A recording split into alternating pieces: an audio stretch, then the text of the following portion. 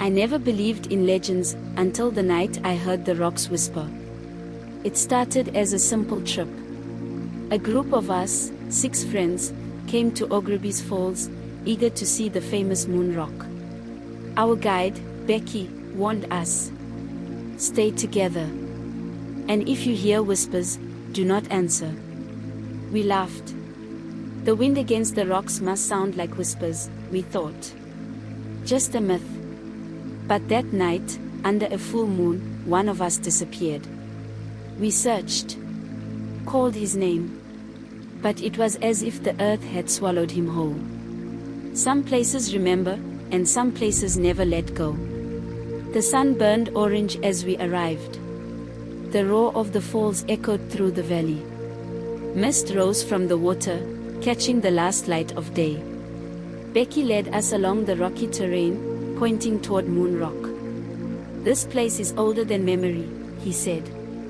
The Khoisan say the rocks remember, and sometimes, they speak. We laughed, shaking our heads. Stories meant to scare tourists. That night, we sat around a small fire. The land stretched vast and empty around us. Shadows flickered against the ancient rocks. You ever hear the stories of people disappearing here? Lebo asked. His voice was playful, but his eyes held curiosity. It's just the wind, Tobo scoffed. Then, we heard it. Soft. Unclear.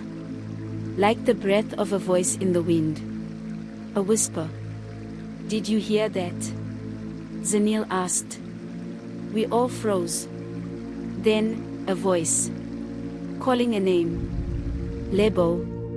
Lebo turned, confused. Did one of you say my name? No one had. The night felt colder. The silence, heavier. Then, he stood up. And walked toward Moon Rock. I reached for him, but the moment he touched the rock, he was gone. No scream. No sound. Just, vanished. Zanil gasped. Tobo ran forward. But there were no footprints. No sign he had ever been there. Becky's face was pale. He whispered one word. They took him. We searched frantically. Called his name. Climbed Moon Rock. Nothing. Zanil swore she saw a shadow move across the stone. Tobo tried to explain it away, maybe he fell into a crevice. But there was no hole. No ledge. Just smooth rock and silence. Long ago, a Khoisan tribe lived here, Becky said. They spoke of voices in the rocks.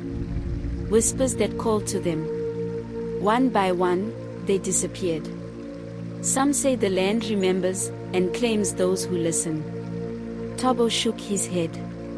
This is crazy. Then, the whisper returned.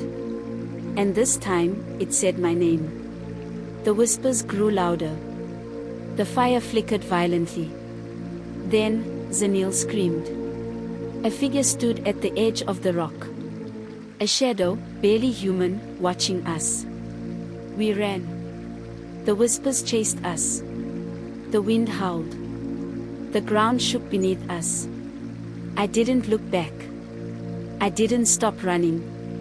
Only when we reached camp, did the whispers stop. The next morning, rangers searched the area. No trace of Lebo. Tobo played the last video on Lebo's phone. As he walked toward Moon Rock, the camera glitched. Then, a shadow appeared in the footage. A whisper. You belong here now. That was the last we ever saw of him. That night, I lay awake. My mind racing. Then, in the silence, a whisper. Sienda.